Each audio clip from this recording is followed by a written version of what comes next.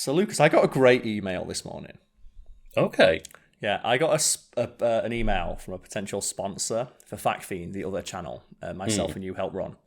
That's from someone who's like, hey, I know you're a content creator and you probably support the writer's strikes, right? And it's like, okay, yeah, sure. What's this about? So where's this going? We are like a charity fund that is helping the writers. It's like, okay, that sounds like a good thing. It's like, would you mind giving us 30 seconds of advertising space in your video? And it's like, in exchange for nothing at all. Oh, there it is. And you'd think writers would be better at understanding irony, wouldn't you? If they're on strike because people aren't paying them what they're worth for their time and not acknowledging that what they do is work instead of trying to get free stuff out of them. They're like, can you just give us like free time?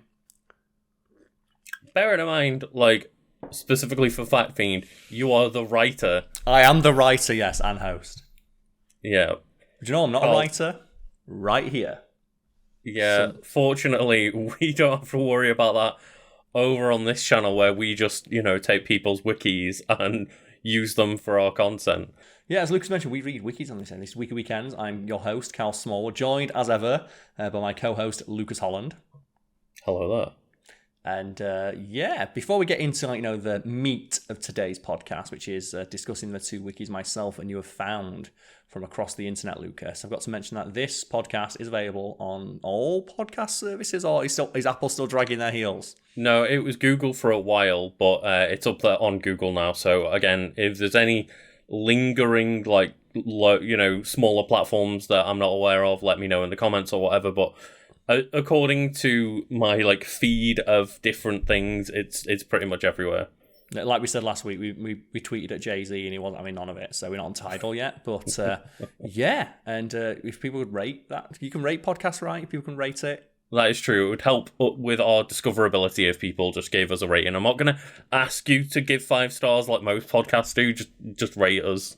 Yeah, do that thing that YouTubers do. They say, like, comment, and subscribe on the content in the first 5 minutes before you've seen the thing that the title is supposed to deliver on. That's the thing, is normally it's the first 30 seconds. It's remember to like this video. So I don't even know what the video is yet. I don't know whether I like the content. I would love that in any other industry. I want to go to a restaurant and before they even serve me the food, they're saying, do you want to review the restaurant? It's like, do you want to give us 5 stars on Yelp? Yeah, it's give us 5 stars. Like, well, I'm not even seated down. Come on, give me a chance. Is Yelp? What is Yelp a thing? Yelp. Yeah, I can never remember what things people review on, but it's that crazy world where people that have really high rankings go on these weird power trips because they actually hold some power on those platforms. Yeah, you can become a power user on there, or if you just own Yelp, you can just strong arm businesses into paying for advertising, which is a thing they've done, which you could learn if you go read the Yelp Wikipedia page. And I know for a fact that Yelp themselves keep editing that one.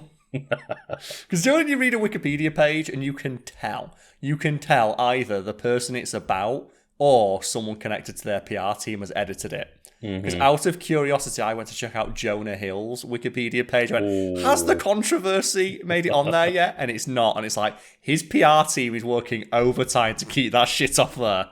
And it is funny because people are still under the assumption that on Wikipedia, not fandom wikis or whatever, Wikipedia have really cracked down over the years of who's able to edit content. And they will revoke your privileges to do so, even if you've earned it, if you fuck around. You will find out. And people are still just yeah, but Wikipedia is just something anyone could put any shit on there. It's no.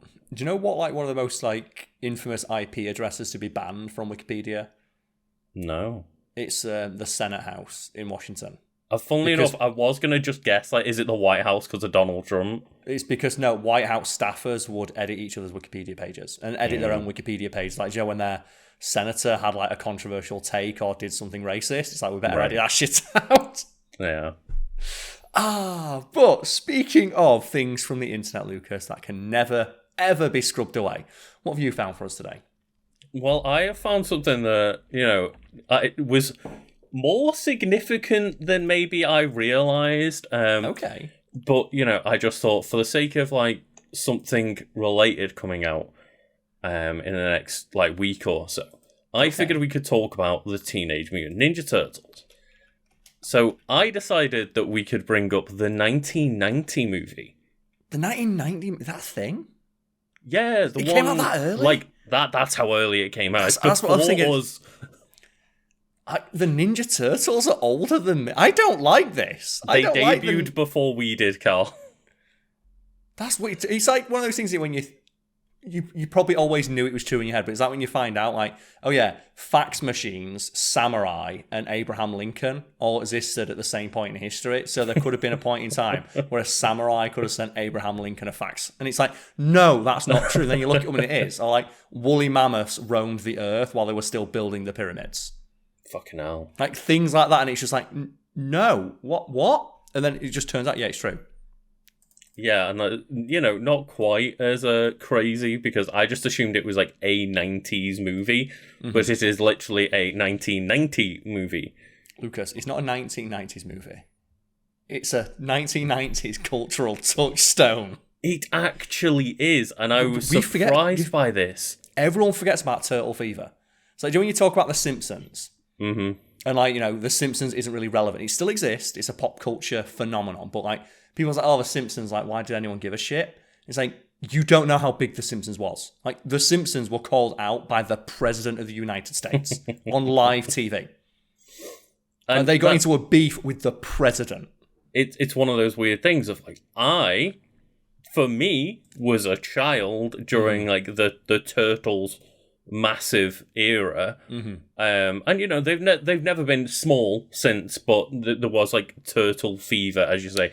But I was a child. I was the target audience. I didn't realize like how big it was outside of the circle of 5 to 10-year-olds. Oh, it was like I said, a phenomenon. They had a stage show. They had a music video. Speaking of like The Simpsons, like remember like where Michael Jackson just wrote an album for The Simpsons. Like, right. do the Batman, because just when Michael Jackson wrote it for free because he just like Bart Simpson. Like the Ninja Turtles had a stage show with like, don't forget Vanilla Ice, Go Ninja, Go Ninja, Go Ninja, Go. And Vanilla Ice may have helped this movie out quite a bit, but the Teenage Mutant Ninja Turtles 1990 American live action independent film directed by Steve Barron and based on the comic book characters of the same name was released on the 30th of March 1990. And the reason I was surprised and decided, like, yeah, this is definitely something that we should talk about, is because it was like a gross of $135 million in the USA on a budget of $13.5 million, so 10 times its money in USA alone, and then worldwide $200 million, making it the highest grossing independent film of all time at that point. Yeah, surpassed only by like stuff like, I guess later it'd be Blair Witch Project, which I don't think made more money, but I think relative to its production budget was like the most successful indie movie of all time. That must have cost like $20,000. I was gonna say that it cost nothing. Yeah, it cost like $8. But like, that's wild to me. I was like, I literally, like, my mouth opened agape at that, seeing that statistic of. The Turtles movie was the highest grossing indie movie of all time when it came out. People love them goddamn turtles. And, speaking of which, like, which turtle was your favourite? Because there is, like, an argument to be made, and I've seen it made multiple places online, but the Teenage Mutant Ninja Turtles are, like, the best example of, like, you want kids to relate to one or the other. Because even though they all look identical, they all have distinct personalities. Like, something else. So you look at the Power Rangers have distinct personalities, but more than they're all relatively the same. They're all like teenagers who love sports and hanging out and having fun. And they all have the same fighting style, etc., etc. Like, like they have different colors, but like, and like they all but they all hang out together and all basically like the same things. Whereas the Ninja Turtles hang out together but have very distinct personalities and interests. Yeah, and also that correlates to everything. Whereas like the Power Rangers, when it's the Super Sentai footage, that's when it all becomes kind of the same people that are different colours. Whereas, the thing shot for the American Power Rangers show is when they try to, inflate a bit of personality in there. But I would say that, always be scared of the child that loves Raph. because that's the aggressive child. It's also the one with the easiest weapon to pretend to have, because it's just a fork or a gardening fork. Because that's the I remember when I picked up a gardening fork and I was like, oh, this is a sigh. Yeah. 2 gardening forks. I mean, Mikey's using farming tools out there with nunchucks. Yeah, that's the one, the rice thresher. But yeah, my favourite personally was Donatello. And okay. Initially it was just like, I like purple. And that's my favourite colour, so I'm going to go with the purple one. And then it turns out that he was also the geeky tech guy, which really fit my personality. Well, this is why we're friends, Lucas, because my favourite was also Donatello for basically the same reason. I liked purple, and then I was like, a huge nerd who liked video games and stuff like that. Mm-hmm. But I know there's other people like that, like Mikey, because he's the fun-loving, carefree one. He's basically he's the younger brother, isn't he? Yeah, I don't know if he is technically, but that's the persona that he like. Yeah, the personality of Mikey is that of the fun younger brother. Yeah, and then Leonardo is the older, most sterner brother, and then Raphael is he's like that older friend that your older brother has. That's really cool, but you're a little bit scared of him. He's a bit of a dick, but got a bit of that cool edge to him at the same time. And yeah, it's one of those things that I find it funny because a lot of people, especially when we were children, and growing up with the Teenage Mutant Hero Turtles at some point in the UK, and then we mentioned that in the UK it was Teenage Mutant Hero Turtles, and Michelangelo had a grappling hook instead of nunchucks. Okay, it's fine, it's okay.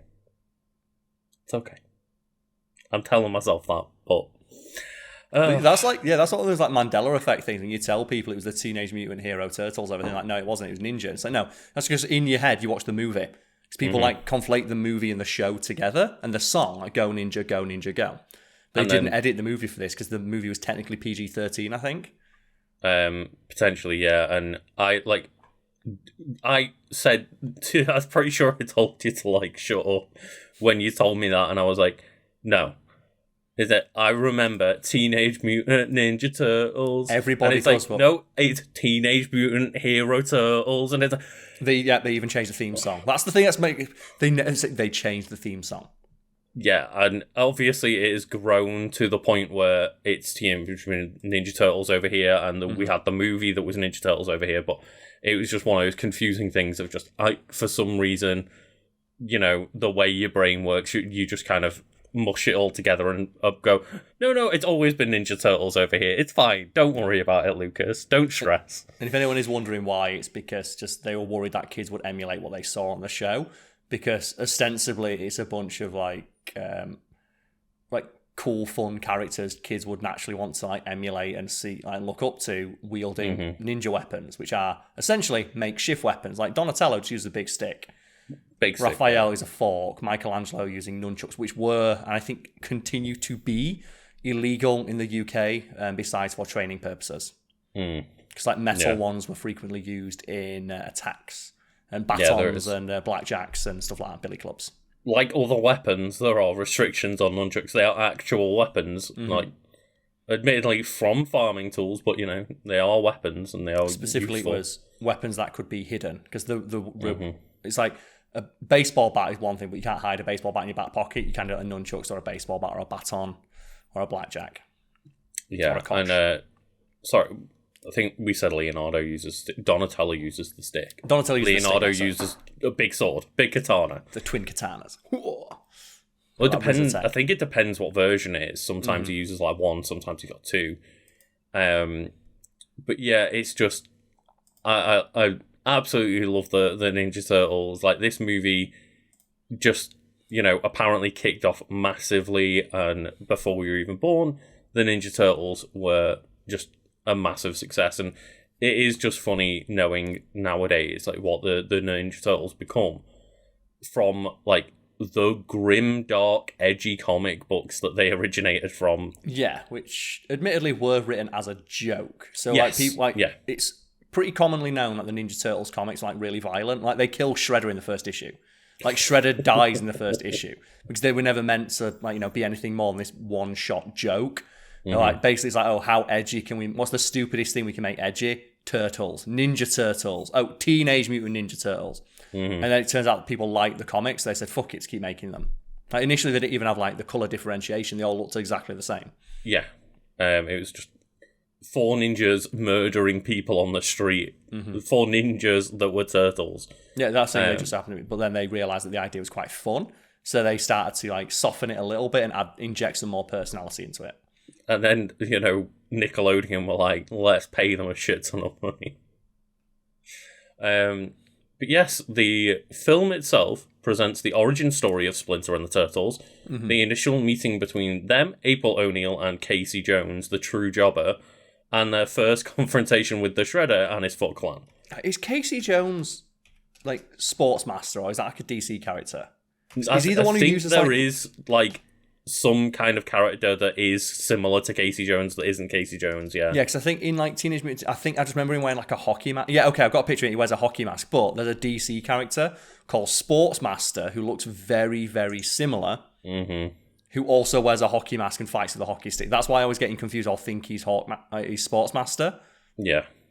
And, I know there's some people out there that are going to be defending Casey Jones' honor, but it's like, when you think of every single character in Teenage Mutant Ninja Turtles, you think the Turtles, Shredder, Splinter, and April O'Neil. Well, here's the thing. I've got his like very basic biography here on Wikipedia. Arnold Bernard Casey Jones, a fictional character that appears in the Teenage Mutant Ninja Turtle comics, and created by Kevin Eastman and Peter Laird. He appeared in the one-shot Raphael Teenage Mutant Ninja Turtles, April 1985. Like the Turtles, Jones is a vigilante and was created as a parody of vigilante characters that were popular in comics at the time. Like, he's supposed to be a joke. Yeah. Which is presumably why I keep thinking he's Sportsmaster, because he looks so similar to Sportsmaster. Sportsmaster's a cool idea. Taskmaster out of this. Oh, no, because Sportsmaster's just a guy who's like, I just beat people with a metal baseball bat, and that's terrifying. It's like one of my favourite, like, low-key one of my favourite superhero films is Super. If you remember Super. Like the forgotten James Gunn movie with like Rainn Wilson and Elliot Page, where Rainn Wilson becomes a superhero and he just beats people with a fucking wrench. That's all he does. Literally just caves people's skulls in. Like he just has a wrench covered in duct tape, and he's like his superhero like motto is just shut up crime. And you just say, shut up crime, and beat you to death with a wrench. Isn't that one of those weird things where that and Kick-Ass came out at like the same time? Yeah. One of those things where like dual movies. Like, and James Gunn was like a bit annoyed about it because people kept comparing the two, and like, he reached out to the writer of Kick-Ass. And like, he was fine with it and he thought it was a good movie. But it's like, what are you going to go see? What one's got a higher budget and probably Nick Cage. Yeah, Nick Cage. A slightly less creepy story than Super. Both of them have kind of like got some weirdness to them, but I do think Super is a fantastic movie though, because it technically links up with Brightburn. Which one's Brightburn? Brightburn is like the other one. I think James Gunn produced it, or maybe he wrote it, but he didn't direct it. And it's that's like the evil Superman. Basically, it's just Superman if he was a dick. And it's like a little kid becoming a serial killer, and it's like Superman serial killer, but he's a little kid. And the ending of that as like a joke, as like the montage of all the crimes that this little kid superheroes committing around the world. And you see that like Rainn Wilson's character from Super is still going, and he's now like Batman in that universe. So there's just Batman with a wrench. Oh dear, it's great. It's a good movie. I recommend people go watch it. It's like an hour and a half long. It's got some fun performances. Yeah, it does for sure. It's very early James Gunn. I was going to say, that's the thing with early James Gunn movies, is that there's always that, like, weird, edgy, like, try-hardness to those weird James Gunn movies of, like, look how quirky and weird and rude we are. And it's, like, trying to get a reaction out of people, and it's similar to, those very poorly made jokes that James Gunn got fired for, and you can feel that energy. I've never seen a man get uncancelled harder than James Gunn, because he ended up leading 2 superhero universes at the same time. Like, that got him the job at DC.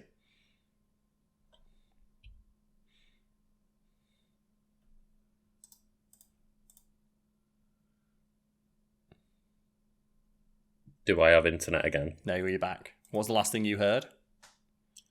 I had just finished my sentence of saying, like, the energy of James Gunn, early James Gunn. No, I was just saying, like, yeah. Either way, we can, like, hang on. Just figure out a way to put it. Okay, so my internet cut out for a second. Oh, that's fine. That's enough of that, Luke. Tell me more about the Ninja Turtles movie. Who played the Turtles? I want to know. Yeah, the film seems to star basically nobody at the time. Like, everybody listed here is a fucking like nobody. A debut is what it's written as. So I presume that means like film debut in general, and not like debut to the Turtlepedia fandom. I don't know, but I get the feeling as well. A lot of them were like stuntmen. Yeah, for sure. And it says here starring Elias Koteas, Judith Hogue, Josh Pace, David Foreman, Michael and Sisti, Leith Tilden, Kevin Clash. That's a good name though, Kevin Clash. Yeah, I know that guy. He's the voice of Elmo. Who's he play? I don't know. It just said starring there. Oh, okay. So I know he's the voice of Elmo, and I don't remember there being an Elmo-style character in Teenage Mutant Ninja Turtles. Let's have a look. Splinter, the voice. Yeah, that guy's got some range if he's doing Elmo and Splinter. That's... yeah. The voice and main puppeteer behind Master Splinter in the first two TMNT movies. He is most well known for his role as Elmo on Sesame Street. That's like you found like Peter Cullen is like Eeyore and Optimus Prime. It's like, I get it, it's fine, but yeah, that is weird. Like, I guess that's how they got the budget down so much.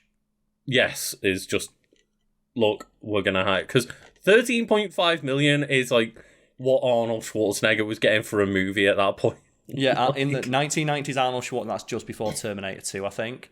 That era Arnold Schwarzenegger could command 25 million alone, on top of like, back end deals and profit sharing schemes. Like, I think we talked on Fact Theme once about how Arnold Schwarzenegger got given a jet for appearing in one movie because it's just, we want Arnold Schwarzenegger in a movie, give him a jet.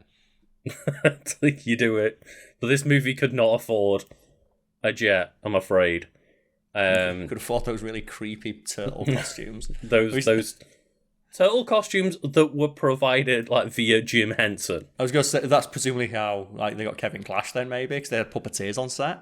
Yeah, and like, yeah, the film's creatures were designed by Jim Henson's Creature Shop, and this being one of Jim Henson's last projects before he would pass away later that year. Oh, I bet he was so proud. So when you found like the last thing Orson Welles did was the voice of Unicron in Transformers. And he's like Citizen Kane, Unicron. It's like flawless. One of them's a flawless masterpiece, and the other one is Citizen Kane. It is, yeah. Someone's gonna be mad at that comment. But yeah, like that's wild to me that I was never alive at the same time as Jim Henson, but like my entire like formative years were formed around Jim Henson stuff. Like, yeah, Jim Henson's like the Muppets that's eternal. Presumably there's a lot of reruns that we saw. But that is weird to think, yeah. Yeah. Have you ever seen that breakdown? Or what do you feel about that proposal people have had of like, why does Disney keep making live action movies of like its animated properties when they own the Muppets? Why are they not doing Muppet versions of everything? I did like Muppets Christmas Carol. Yeah, the Christmas Carol, which is like I contend is the definitive version of that film for me. Fucking like, incredible. I think it's the best version of A Christmas Carol. Like there's many like I say it's better than the original stage play. I'm not sure. I know it's a novel first, but I know there's like a very famous stage play they did it. That's like people contend is like the definitive adaptation. But I think the Muppets one's way better.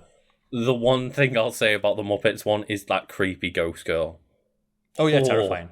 That is some shit. But there's that picture of like, just stop making like live action movies. Make Muppet versions of all your movies. Like, and they do it the same way you did like the Christmas Carol, where all the actors are deadly serious. Because that's what carries that movie. Like Michael Caine is acting as if it's a real movie, which it is, but he's like, he doesn't acknowledge the fact he's talking to a fucking frog at any point in the film. At no point does he mention that he's talking to like puppets or anything. Does he play up as a joke?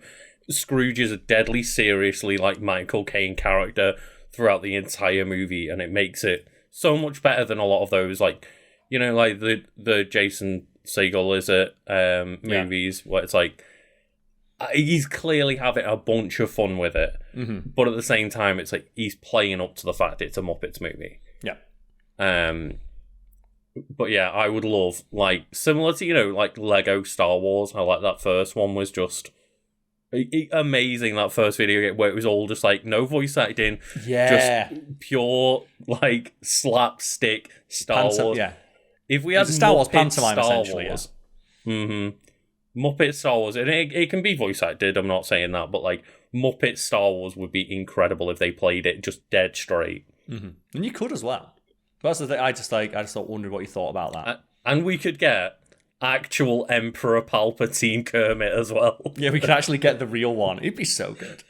You'd have to be Miss Piggy though, surely. Surely, like, oh no, Miss Piggy'd want to be Princess Leia because she'd want to wear the outfit. But like, you could.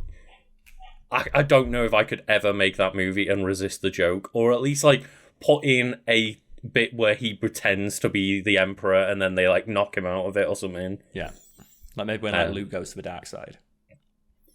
But yeah, made in 3 months, Teenage Mutant Ninja Turtles seems to be the most popular film version with the fans, most likely because of its true to original form, with its darker feel, emotional story, realistic effects, and costuming. The fans were treated to the most realistic live-action version of the Turtles, complete with cutting-edge animatronics and use of costuming materials. And I don't remember the other 2 movies quite as well, but apparently like the effects clearly get worse and worse with the costumes over time. It's because, they made I think what they did is they tried to make the costumes more animated at the expense of the actors being able to move in them. Right. So the stunt acts, I think in the first one, like the costumes were decent. Like, Jim Henson's studio was making something pretty good, but they were light enough where the stuntmen inside could actually do stunts. Whereas the later ones, they like tried to like make them way, way too much. So I think too much emphasis on like animatronics and their movement and stuff. So you don't really need that. Come on. Yeah, and that's the thing, isn't it? If you think the one most important thing for a Ninja Turtle would be the ability to do things like, stunts, etc. But yeah, it's wild to see the decisions that get made on these kind of projects sometimes. Like, should our Ninja Turtles be able to move, or should they be able to animate a little bit better? It's like move. Yeah, they're fucking Ninja Turtles. It's in the name, innit? Ninja.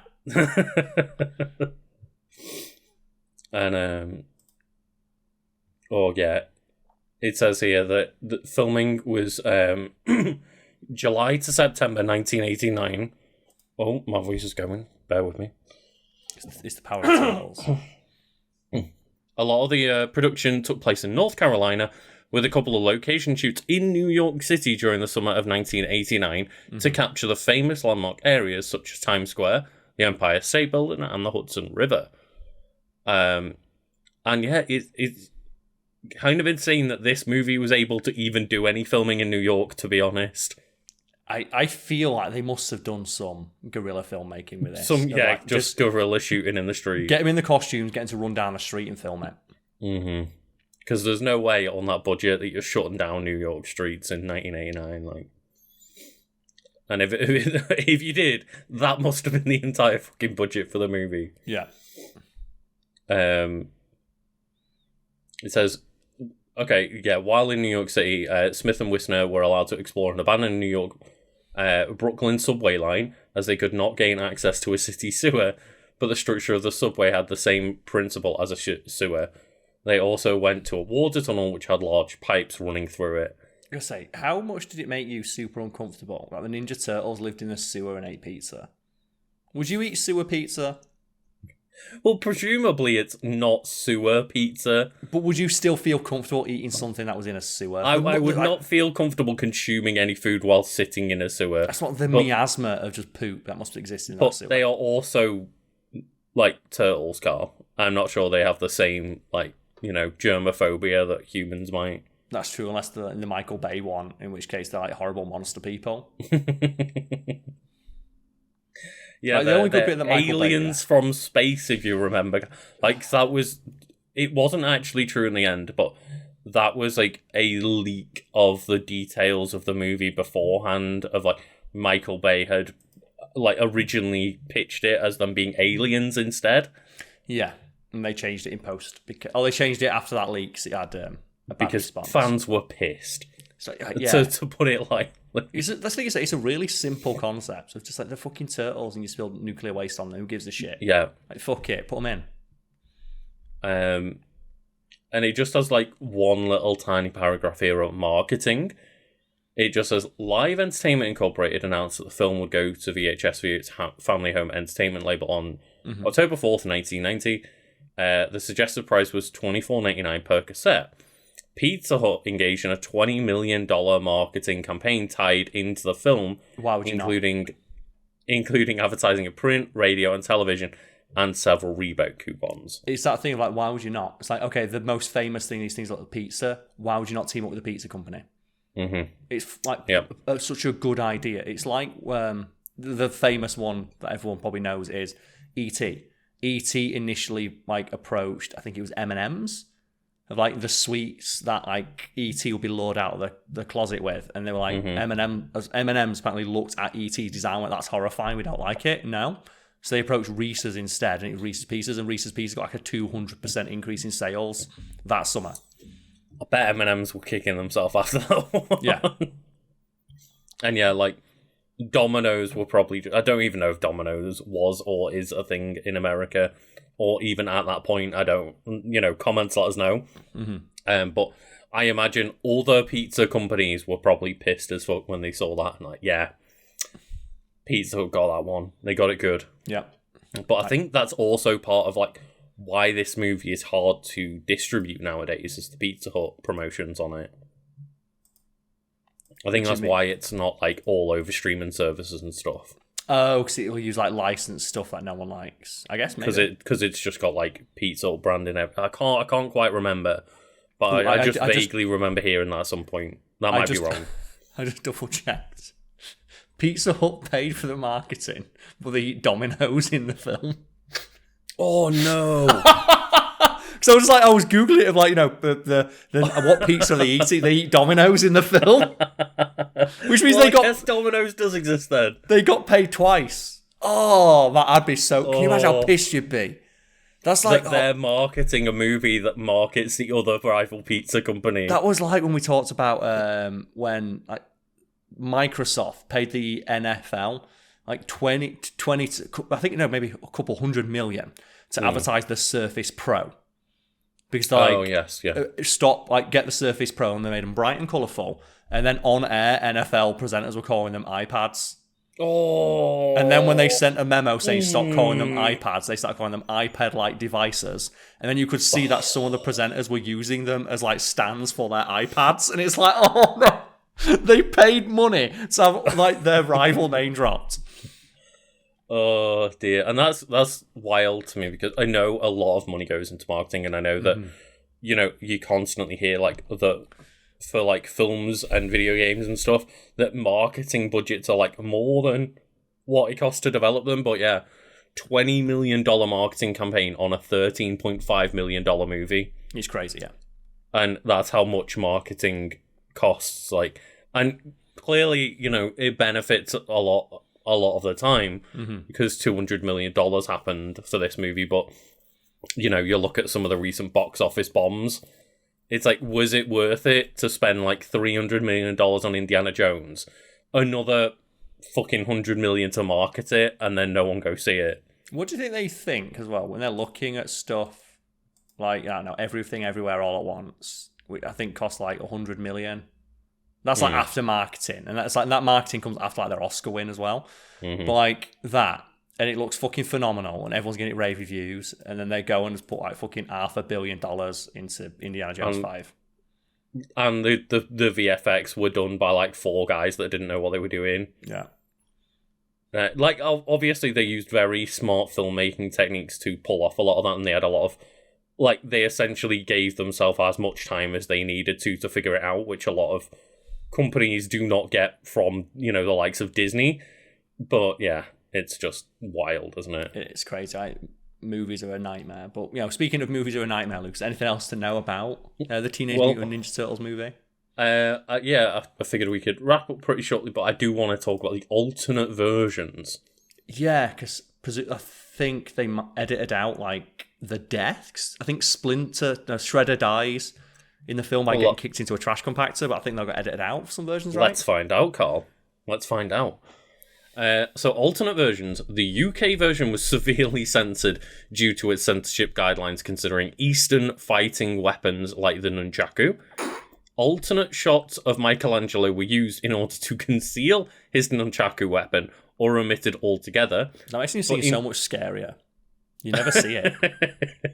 Like, Michelangelo doesn't do anything, people just fall around him. Well, just every time it pans to Michelangelo, he's already defeated his enemies. Like, I know we mentioned it earlier, but it's still, like, it weirds me out that they had such a hard-on for the nunchuck specifically. When there's, like, one of the other ones is using a fucking sword. Yeah, one of them's just running around with katanas, like, yeah, let's go. I guess maybe the argument is like, it's harder to get a katana or something. Like, I'm not sure, mate. But I have seen many a person with their like mall ninja katanas. That just, I think one of my favorite YouTube trends is like people with like shitty $20 katanas they bought from Walmart hitting water bottles and then just snapping in half. Oh yeah, I mean, don't get me wrong, I'm a massive One Piece nerd, and I really want a wall of like all of Zoro's different katanas through the years, but I don't want to then take them and film myself hitting like watermelons with them in my back garden. I do. No, I want to get a watermelon and hit katanas with it. I want to get like a yard of ale on a stick. I want to hit katanas with that. So yeah, it does say here there's one instance is a show-off duel between Michelangelo and a member of the Foot Clan. Also here, yeah, the death scene of Shredder was heavily cut because of this. It doesn't say anything other than that. It was just heavily cut. They probably just kicked him off the edge of the building and then they just left it at that. Yeah. Like, leave it ambiguous. The uncensored version was released on DVD in 2005 in the UK due to relaxations on the censorship laws. The German theatrical voice dubbed version is identical with the UK version, i.e. the nunchaku censorship. Furthermore, the German dubbing audio track contains several cartoon-like sounds in order to soften the violence of the fight scenes. That's a cool way of doing it, though. Because it's like just someone eats shit in a movie, like, and it's realistic. It's like, oh, you don't like that. But if it's like you hear the thwack, or if you just throw the Wilhelm scream in there, nothing takes me out of movies more than that now. I think the Wilhelm scream is too well known as a reference to keep putting it into movies. Like, find a new thing. It was fine in Star Wars. I liked listening. Yeah, it's like in Star Wars, it's more like, when are they going to put it in? It's always a stormtrooper. And it makes sense with stormtroopers all being like, clones, or at least like, first couple of movies. But stop putting the Wilhelm scream in. It really does take me out of movies now. Yeah. And then it says, like, although the German dub of the film was released with uncensored picture on DVD in Germany, the German dub audio version with the funny noises, quote unquote, was still kept because they were permanently merged into the German voice dubbing audio. I like the idea that like no one in Germany knows how to like edit audio, and it's just like it's in there now. It's in. What and, happens? Like, obviously, just if it's on the track and they from the remaster, they're remastering the. It depends how it's done, because if it's all like on one track, mixed in with like the music and other sound effects and other voice lines on top of one another, like you can't just mute it, because then everything would go. But it does sound funny to me. Like, it's in there. We can't do anything. It's just fucked forever now. Okay, so yeah, it says here that, like, briefly, just looking at the reception, is like, it was commercial success praised by a fan base, but mixed reviews from critics, of course. It was a silly, dumb kids movie. It holds a 44% rotten rating on Rotten Tomatoes, with consensus that it's exactly as advertised: one-liners, brawls, and general silliness. And it's like, yeah, why does stuff get bad reviews? It's a kids' film. It's one of those of, like, when the Super Mario movie came out this year, like the new animated version, not the 90s one or whatever. But and a lot of the reviews were like, 6 out of 10, pretty simple plot, doesn't have much going on. It's a fucking Mario movie for children. Yeah. That's a good thing. Yeah, you should be like judge it for the audience it's aimed at, not yourself. Yeah, don't be this 40-year-old person being like, what, Lucas? The Mario movie isn't for me. Lucas, if we can't yell at kids stuff on the internet, what do we have left as white dudes? What culture do we have left if we're not allowed to yell? Culture, it is. Oh, dear. Oh, dear. And I guess we can just finish off with a couple of little bits of trivia here. Yes, I'm very excited. What trivia do we have about the Teenage Mutant Ninja Turtles movie? So it says here, the April O'Neil being a news reporter, the Ninja Turtles saying cowabunga, Michelangelo's surfer accent, her love for pizza, and the multicolored bandanas originate from the 1987 TV series. Yeah, that TV series needs to get some credit for like basically defining what the Ninja Turtles are. Yeah, because when people think Ninja Turtles, all those things immediately come to mind. It's like they were for the TV. They were things from an adaptation. So when you hear people argue about, well, you shouldn't adapt the source material too much, like use that as an example of like, well, you ask people what are the Ninja Turtles, they'd say, oh, multicolored bandanas, cowabunga, dude, the pizza, like that all came from the cartoon, which was a dramatic departure from the original source material. For the better. Again, it was parody, but it took a comic book that was, as we say, like literal black and white, grim, dark, super violence, and it turned it into the jokey, silly kids cartoon. Is that it was a 180 on the source material, and which, if you think it's about become the definitive version. Yeah, if you think about it, the Michael Bay version is closer to the original source material than any other adaptation, and people hated it. Which just goes to show sometimes if you adapt something, you don't have to adapt it directly, and in fact, changing some aspects of it can be a great boon to its success. It allows it to be, stand on its own. And just to mention the Michael Bay movie for 1 second, like, I recently found out that, like, apparently everybody bar the stunt people on set, like, had rights, essentially. And, like, they were not unionized, like the actors and, scene workers were and production staff were. So there were times where apparently in these giant Teenage Mutant Ninja Turtle suits... Yeah. Because they would hit like 14 hours on a workday, everyone had to stop. And the 4 stunt people were like left in suit on set. They just got abandoned.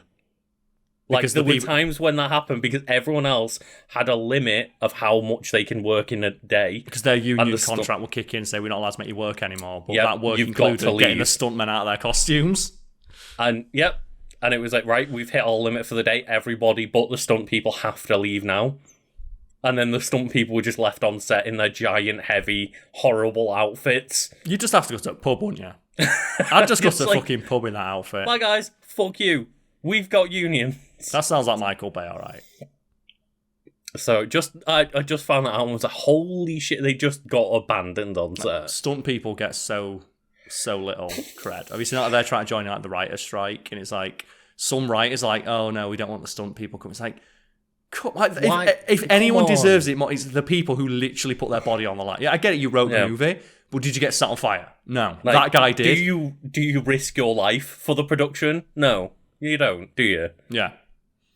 Oh, yeah. It's like I'm 100% on board with like Jason Statham's thing of like there needs to be like a best stunt category at the Oscars, and they keep pushing about like, well, that's not cinema, and it's like some of the earliest examples of cinema was sold on scale, like Buster Keaton, legend of cinema. Like, he was the earliest stuntman, and also that the entire like premise of the movies were big spectacles. Yeah, seeing people do crazy things that you'd never be able to like see in a book. Like, reading something in a book is one thing, but like seeing it on the big screen.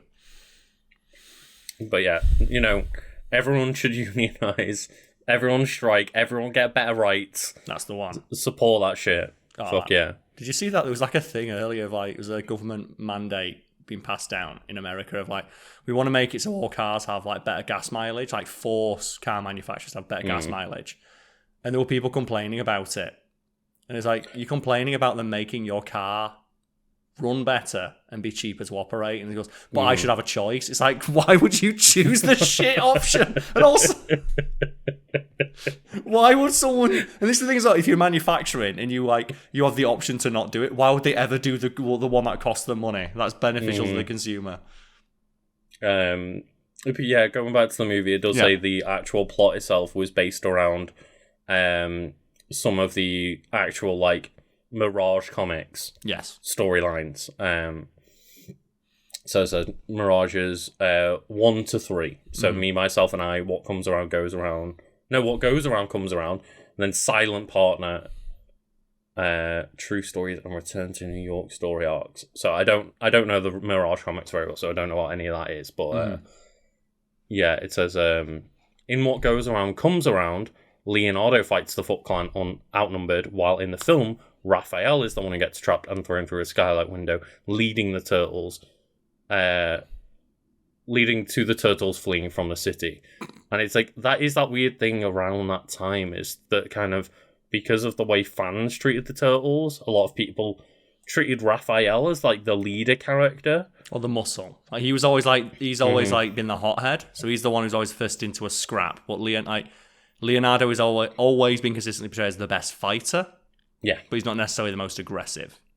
And that's been portrayed very well. I'm a big fan of when, the more modern cartoons and stuff have split up their builds. So, like, Raph is, like, the big turtle, and it portrays a bit more of their personality based on their image, which is nice. And sometimes, like, you'll see, like, Donatello, and they also add more accessories, like Donatello will wear, like, goggles. Yeah. Because he's the nerdy tech guy. Michelangelo, the tech goggles. I don't know what tech needs goggles, but Michelangelo usually has a skateboard. That's another one. Like, Michelangelo will have the skateboard. Leonardo will have, like... and then Leonardo always, like, meditating. Mm-hmm. Yeah. I will say the one good thing about the Michael Bay movie, though, is... Because they always talk about, like, oh, man, Splinter's so fucking badass. But in, like... all the live action movies, he's just like a fucking rat puppet who goes like, it was like Yoda. But then in the Michael Bay one, where they send the SWAT team after this rat, and the rat fucking kicks everyone's ass. I do like that. Or in the cartoon where you see like his backstory, where he's like, he was owned by a martial arts master, and he's a little rat in a cage doing Tai Chi. I'm like, that. It's like that the it's power so rat. great. Just why does Splinter know karate? Because his owner was a karate master, and he did that thing in Shang-Chi where Shang-Chi's sister learns, like, whatever by watching fighting techniques by watching through like the side and teaching herself, and then she becomes a better fighter. And obviously, like, that premise why she can beat Shang-Chi is because she is continuing with her training, whereas Shang-Chi's kind of abandoned that lifestyle. What I don't get, though, is why did the Japanese, like, karate master have a New York City rat as a pet? Like, he has, like, a proper, like, brown New York City rat. Yeah. So that's not a pet. It's like he just found a rat. Couldn't afford to buy a pet, Karl. He's just got a rat. She picked up a rat off the street. That's a good pet, that. Rat. It says here as well, in Turtle Power, one of the songs from the soundtrack, Raphael is mistakenly mentioned as a leader of the group. Ironically enough, this is the case in the Nickelodeon series Rise of the Teenage Mutant Ninja Turtles. And it's like, yeah, there are times where, like, for some reason, Raphael is mistaken as the leader or written as the leader. And I don't get it. Like, that is not what Raphael is. Raphael, as you say, is the hothead. He's the aggressor. I guess that's why people mistake him for the leader, because he's always the one taking the most active role in combat. Mm-hmm. Yeah. So it says, bringing Splinter, the Yoda puppet, to life was a 3-man job. Giving the Turtles' Rat Sensei a sense of life wasn't an easy task, and arguably was not succeeded upon. It required the use of 3 puppeteers, including Elmo's puppeteer, Kevin Clash, who provided Splinter's voice. See, if all they need to do is get one person to grab that puppet by the tail and swing it around like a baseball bat for a fight scene, I'd be happy.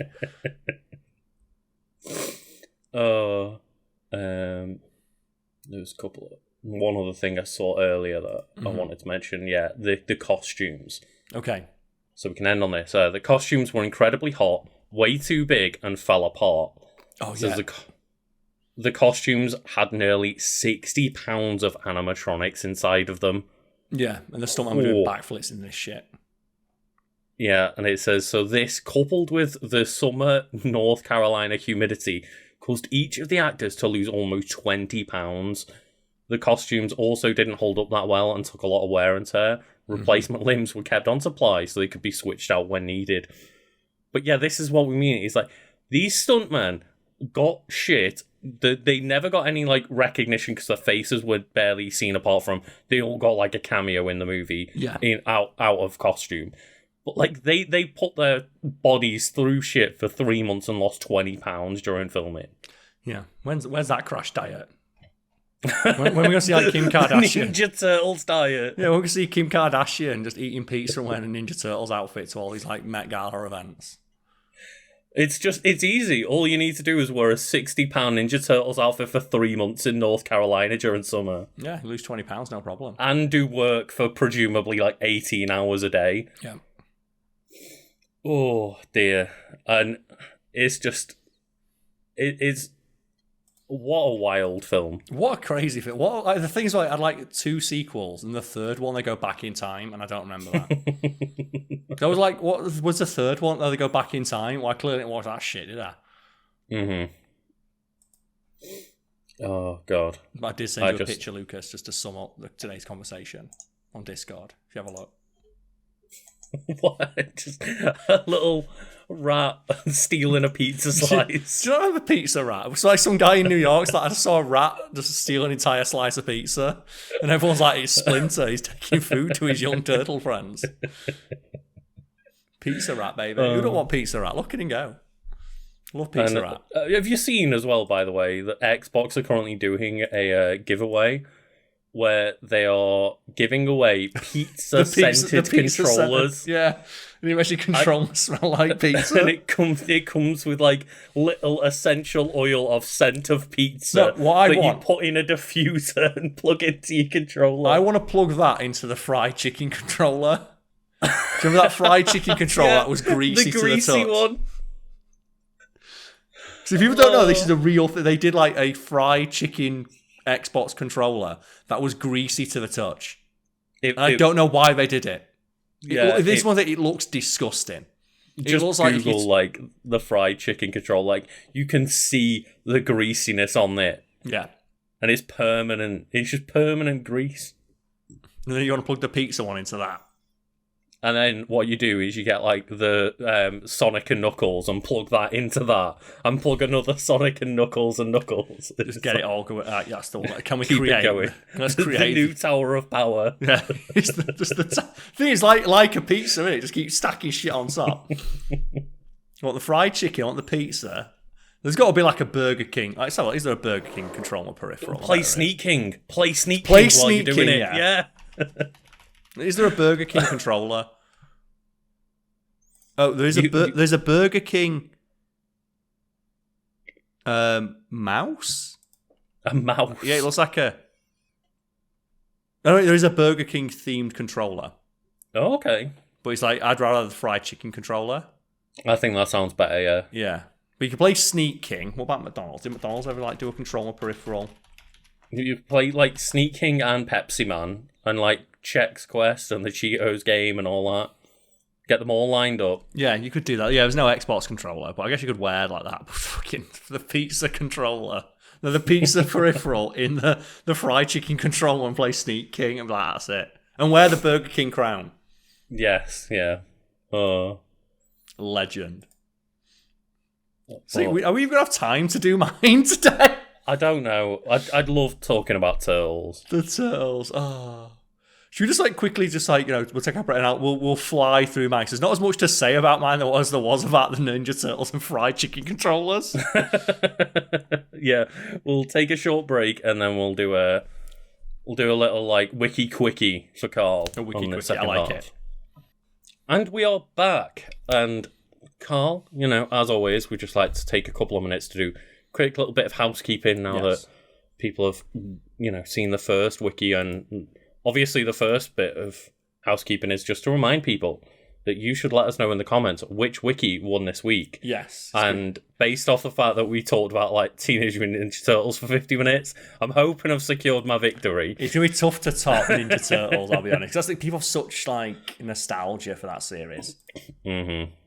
Including us, clearly, because we couldn't stop talking about it. But you know what else we shouldn't stop talking about, Carl? And that is that we're doing a live event soon. We are, yes. So the 25th of August in the city of Sheffield in the Meltdown Gaming Bar. Links to details of which you can probably, no doubt, find below. But yeah, we'll be there playing some Rock Band, drinking some beers. Join us if you're able to. Otherwise, what are you doing? That is a good point that we've not discussed privately. Is there a link to like a website or anything that people can check out? The pin tweet on the official Twitter account, and then there's like my Discord where it's mentioned as well. We can link both of those below. If people want to ask extra information or get any details about it, they can do so there. Cool. And yeah, I guess that just leaves us to mention that if you would like to drop any kind of, maybe Pizza Hut sponsorship in the middle of this right now, contact us. Maybe Papa John's. Wiki Weekend. Yeah, they need Papa John's. No. We take a stance here where certain companies and certain products like Raid Shadow Legends is like, it's a bit dicey. And I would say that Papa John's is like such a disagreement with my taste buds that I would review. Oh, right. Cause I thought you were going to say, I was just going to make the joke of I think they need to rehabilitate their image after like the guy who founded the company kept screaming the N-word in stockholder meetings. But you just don't like Papa John's. I just think it's a shit product. It's a shit pizza. It's horrible. Yeah. Horrible pizza. Yeah, you can contact us at wikiweekends@gmail.com if you would like such a ringing endorsement as we just gave Papa John. See what I'd do? If I owned a company, which I do, but I don't advertise, I would just pay someone else to shit talk my rival. Don't talk me up, shit talk my rival. So that's the thing is like, Domino's is a bit greasy, but we'll get over that.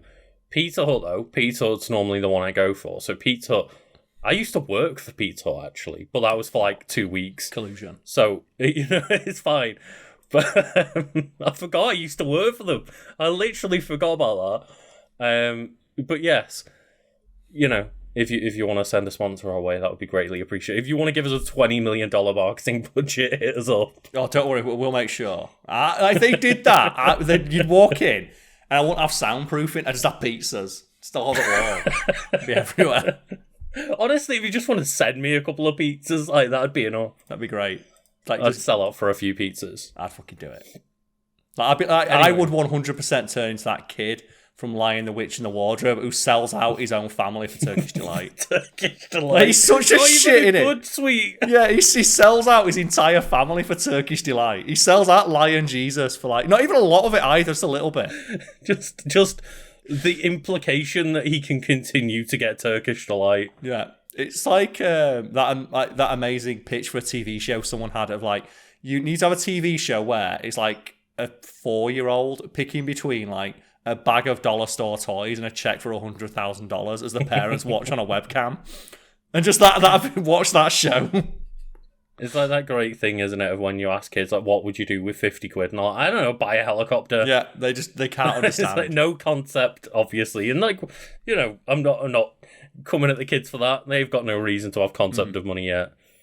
But Carl, let's do a wiki quickie. Well, oddly enough, like, I also picked something like, green and 90s to talk about, and that is Abe from Abe's Odyssey. Oh, okay. Like, low-key one of my favourite games. Not series, because I don't like the Oddworld series. I just really like Abe. And Abe's Odyssey. Last thing is, I like the first game, but I haven't played it in a long time. And then, like, that Stranger's Wrath game, which is apparently quite good, but it's nothing to do with Abe's Odyssey, like what that was. But it's all set in the same universe. Mm-hmm. And it's probably like one of the weirdest and earliest attempts, at least in gaming, to create a shared universe. Because there's like Abe's Odyssey, Abe's Exodus, then you have like Muncher's Revenge, like Soul's World, whatever it was. It was like, then you had like, the latest one, which was like Soul something. Soulstorm. And it was like Soulstorm. And like, the creator of Abe's Odyssey wouldn't stop talking about how Soulstorm was going to be, like, the greatest game of all time. And it just put me off a little bit. I'm like, just calm down. It's just an Abe's Odyssey game. Like, just be honest with your fans. And, like, you don't need to talk it up as it's going to be the greatest thing of all time. It can just be a good video game. And that's the thing about, like, Abe's Odyssey. I legitimately think it's one of the best video games ever made. Just because it's because of there's one interview where I think it's Lorne Lanning who worked on the game. That's it, yeah. Yeah. The voice. He's also the voice of Abe as well. So when he tells the story, it sounds like Abe's telling you the story. But like his like design philosophy for the game was so strong that he managed to convince like the soulless corporate overlords at PlayStation not to change it.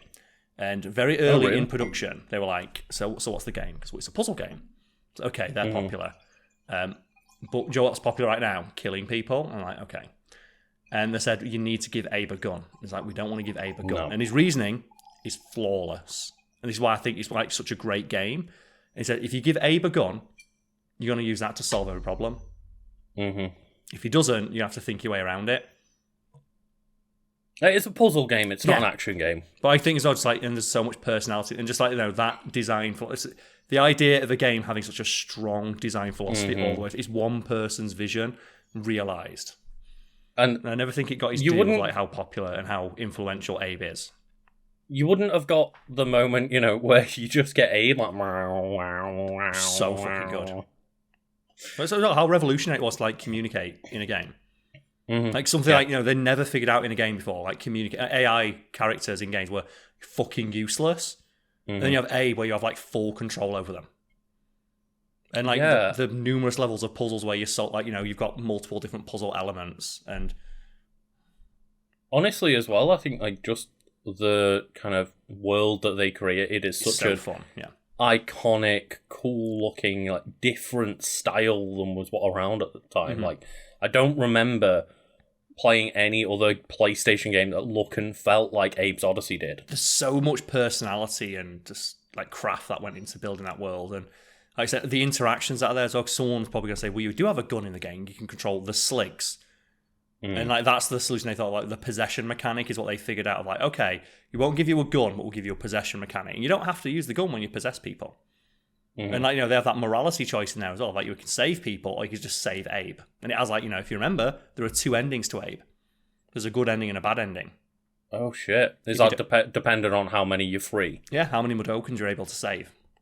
And so it's funny because like, whether people watch the episode or not, I remember like getting a little picture of Abe's Odyssey when we were talking about Pikmin, and I'm presuming like you mentioned Abe's Odyssey then, and your brain's gone like, let's talk about Abe's Odyssey. Yeah, because that's things like think about how many things that are in Abe's Odyssey, that first PS1 game, that are like that would have been revolutionary at the time, like communication with the player, world building, story, narrative, and cinematic driven.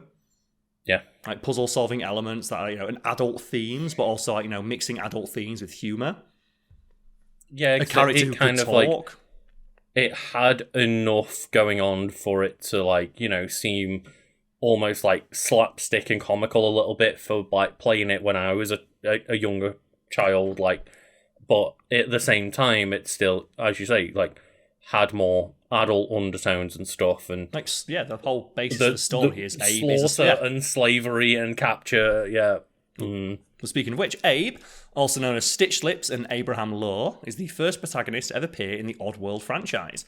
Abe is a Mudokon, the native race of the continent of Mudos, who was recognized by his species as a messiah and their liberator.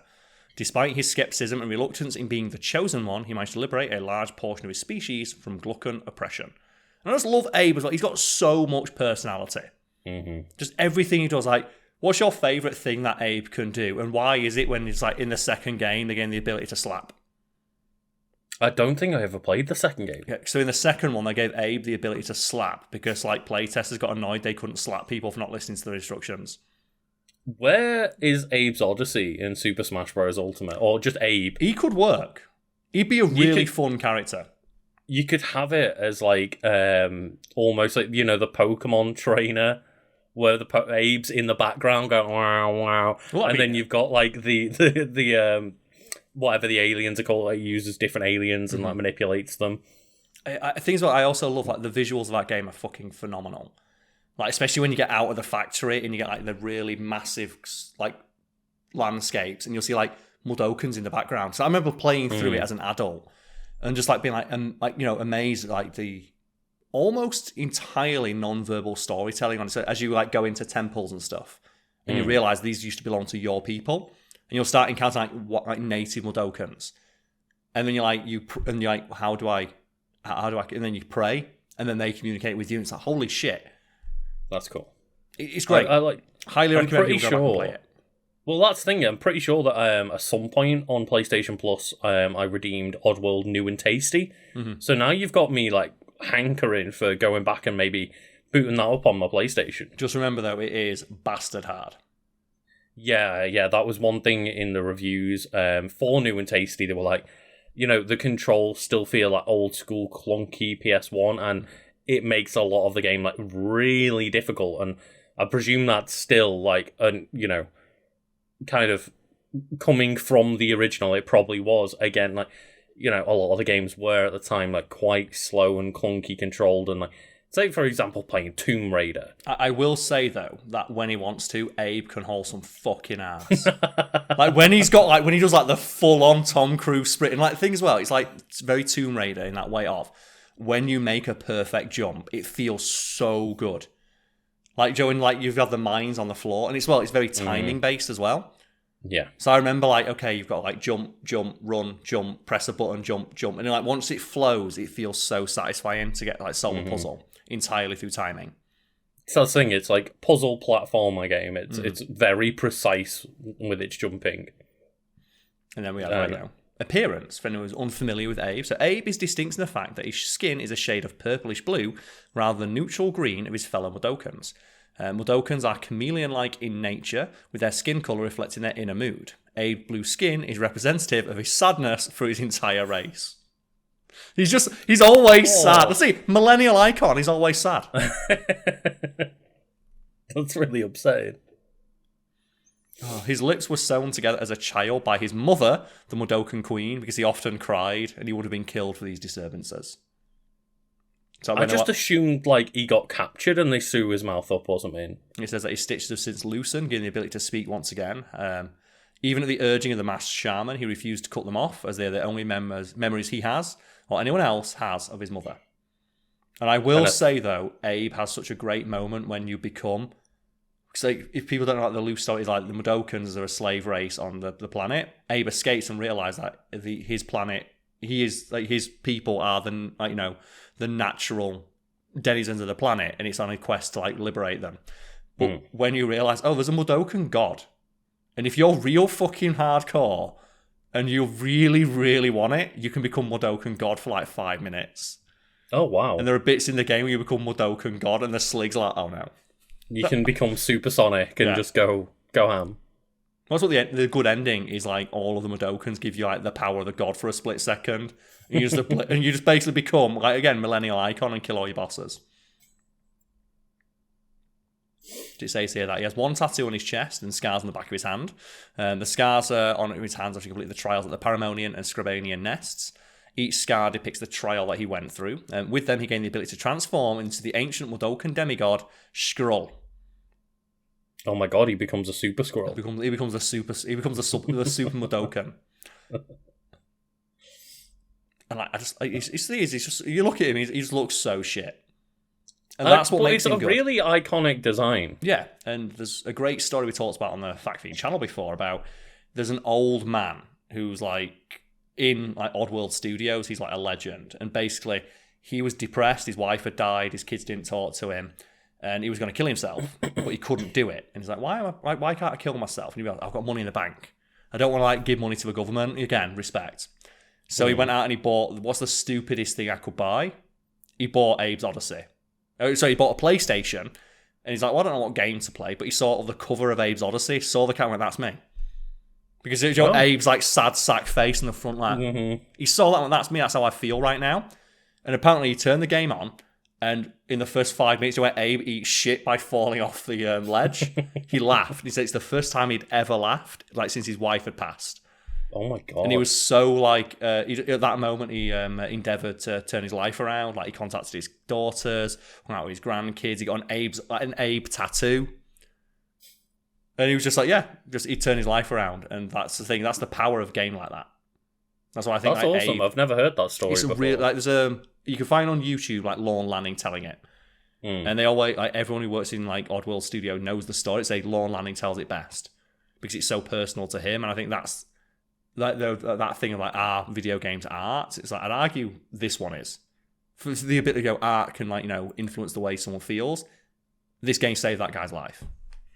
The thing is like I'm definitely on the side of the argument. Like yes, video games are art, and people then go like make that reductive argument of like, oh yeah, but what about like getting a piece of art farted out that's like fucking FIFA 23, and it's like.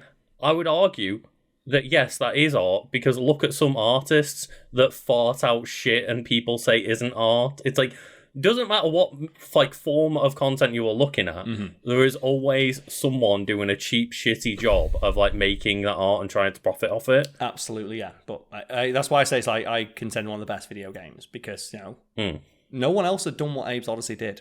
So like no one had been doing what Abe had done until Abe came along. Well, speaking of which, personality. Yeah. Abe may be clumsy, gullible, and naive, but he's still a kind-hearted and gentle Mudokan.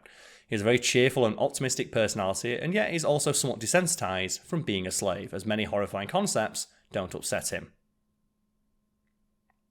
Yeah, he's a very like again, sad, depressed character, but at the same time, just kind of powers through and like sees these.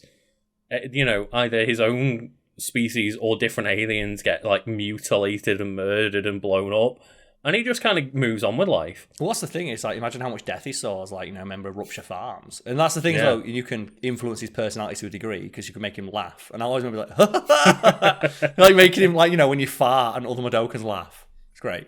Or get into slap fights. Like there was nothing better than getting into slap fights with your fellow Mudokans.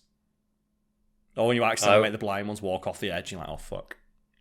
I really think that, when PlayStation All-Stars Battle Royale 2 inevitably, definitely 100% comes out, because it's definitely coming back, they just put Abe in and just give him the ability to slap and fart, and that's it. He'd have, like, the greatest moves ever. Those are his two supers right there. Yeah. Well, his super would be turning into, like, the demigod. But, like, you'd have That'd be his level 3, yeah, but, like, his level 2 could just be, like, slapping you. No, his prayer would be his taunt, wouldn't it? Yeah. That classic one. But so we have notes and trivia to end on, so for a wiki quickie. So Abe could have been named after the 16th President of the United States, Abraham Lincoln, who emancipated the slaves. It's pretty... I'd argue it's pretty obvious that's at least one influence, and the other one here is it could be based off of Abraham from the Book of Exodus. I'd say it's a little from column A, a little from column B. More than likely, yes. Lorne Lanning thought about this game a lot. A's blue skin could be a reference to the multiple Hindu deities that share the same skin colour. This design could have been chosen to hint at his spirituality and holiness. Again, I would not question if that was actually the case, or if that was like at least some influence on his design. But, he's like, he's got the tied back hair, the prayer, like, very humble. Like the fact that, one of his like default things is like, like prostrating himself, like going down and crouching, like showing, and there's like there's a lot of spiritual elements to the Abe series. Abe is known for breaking the fourth wall. For example, at the start of the very first game, he looks at the player and says, "Get me out of here. I'd want to get out of Rupture Farms." I don't remember that. Fucking hell. I think he does the narration. He does the narration when he talks about the thing, and he tells you about Rupture Farms, and he says, "So get me out of here." Oh. He's one of the few main characters, along with Munch, to stay completely barefoot throughout the entire game.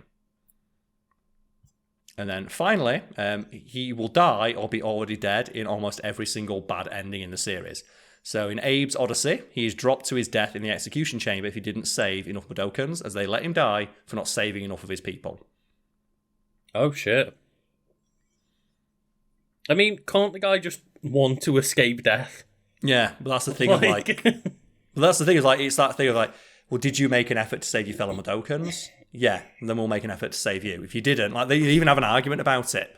Where they say, well, should we let him die? It's like, well, we could, but how many of our people did he help? Has he helped us? And if you have, then they'll pray and they'll give you the power of the god. It's great. In Abe's I just like the idea that it works like a spirit bomb, and it's if you saved enough people, you've got enough people like praying to you that you get the power of the spirit bomb. I'd say it's a little bit if no one's alive, then In Abe's exodus, he is stopped by the Mudokons that originally joined at the entrance to the boiler room, as they are angry with him for not saving enough of their fellow race. One of the Mudokons sneaks up behind Abe and knocks him out with an empty bottle, claiming that he isn't going to get away with it. He wakes up to find himself attached to a tear extractor while being mocked by the brewmaster and a slig as they excitedly activate the machine to electrocute him to death. And there's some of the dark humour to the series there. Mm-hmm. Again, though, like, I just imagine, right, getting, like, captured, tortured, like they're about to fucking kill you for meat or whatever. I can't remember exactly the plot, but you just escape. And you're a bit selfish, but you're just trying to stay alive, and people give you shit for not like saving your entire race of people that are also captured. Yeah, it's that thing of like you escape from the most like torturous nightmare imaginable, but you didn't escape hard enough. You get shit for getting out. They do. They legit give you shit. And that's that you can save people if you don't save enough. Mm-hmm. But. And that's why I think it says like his job listed is like former slave, current messiah, and then in like parentheses says reluctantly. Which, you know what? I get it. He is reluctantly the messiah of his race. But yeah, that's Abe. And I like Abe. I like the game. I'd recommend anyone if you can get like a hold of. I think the remaster came out and it's like reasonably priced now. Like just go play it for the story. The story, or watch just like a playthrough. And the story's really good. I think Oddworld New and Tasty is on like PS4 and Xbox One, I think, and then like backwards compatibility on the new consoles and stuff. So I think it's pretty easily accessible. I would definitely, if you haven't experienced the game, just even if you want to like wait for a sale on it or something, I'd recommend going and checking it out because it's a very interesting game, especially from the context of it being an original PlayStation game. Yeah, it's from that era where they were actually allowed to take risks. Like, not everything has to be a sequel. Yeah. So, we get one or two original IP every console generation. Yeah, and Abe was the one for the PS1. And it's a shame that, like Crash Bandicoot and Spyro went to become these, like, huge mascot characters. And Abe never did because Abe's not cute. Like, he was deliberately designed to look like a sad sack of shit, and that's... I'd argue it's like detrimental to the success of a series because it's very hard to market him. Yes, and it might it might take another 20 years to get like a Soulstorm sequel. But the thing is, maybe the potential for Oddworld continuing as a series is higher than that of like Crash or Spyro because Activision made every developer just work on Call of Duty and like scrap every other game. Right. So it's like, ironically, right now in 2023, there is a higher odds of us getting an Abe's Odyssey than any of the others. That's the thing as well. We could get it. It's Abe's time. So that's the thing as well. How we had that new Crash game that sucked, or did all right. The new Crash game was good. I thought there was like a new like puzzle one that's like a puzzle fighter that's like got like slam with DLC. I thought you were talking about Crash 4. No, like that's a new Crash. But there's game. The Crash Party. Crash Team Rumble. That's the one. I was gonna say jack off device, but Crash has had one game and it's like this new online multiplayer game that had like server problems on day one and nobody played. Which is weird as well because like I actually heard good things out of Summer Game Fest previews about that game. People were saying it was quite fun, and then it just came out and it was like servers have already shit the bed and no one's online. It's like, right, okay, good start. But there we go. Abe, bring it back. It's time. But it's his time. It's an active series. Soulstorm only came out a couple of years back. Yeah, but I want Abe.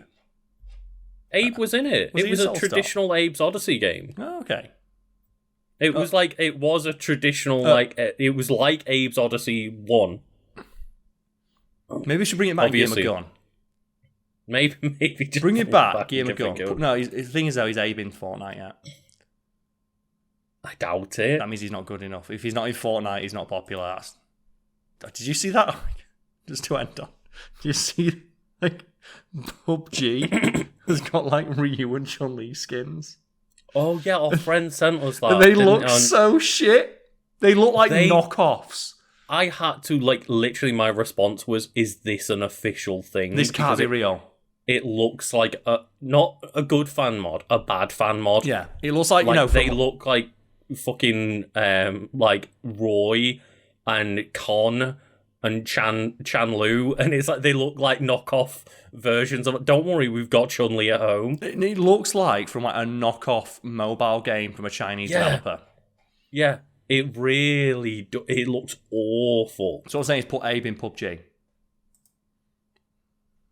But to put like the Stranger's Wrath character in PUBG. Oh man. Again, I've heard that game is good, but it was not it really threw me off because it had nothing gameplay wise to do with Abe's Odyssey. Yeah. But either way, Abe. Abe the babe. Abe the man, the legend, the king. The deity, apparently. Hey, the demigod. Let's go. The reluctant messiah. That's his Smash thing right there. What a title, the Reluctant Messiah. Well, I'd be joining like when you're on the boxing stage on Smash Bros. That'd be his thing, the punch-out stage, yeah, the Reluctant Messiah. That's a really good title. I would listen to that band. I would. We've not had band names in a while on Wiki Weekends. Abe, the Reluctant Messiah. We tend not to do band names as much on the podcast. We tend to do those more in like the episode format. Like the Wiki Weekends, not the Wiki Weekdays. We don't listen to bands during the weekdays, kids. But there we go. They're for the weekend. Speaking of which, you want to see the weekend one? Subscribe and see you all next time. Oh yeah.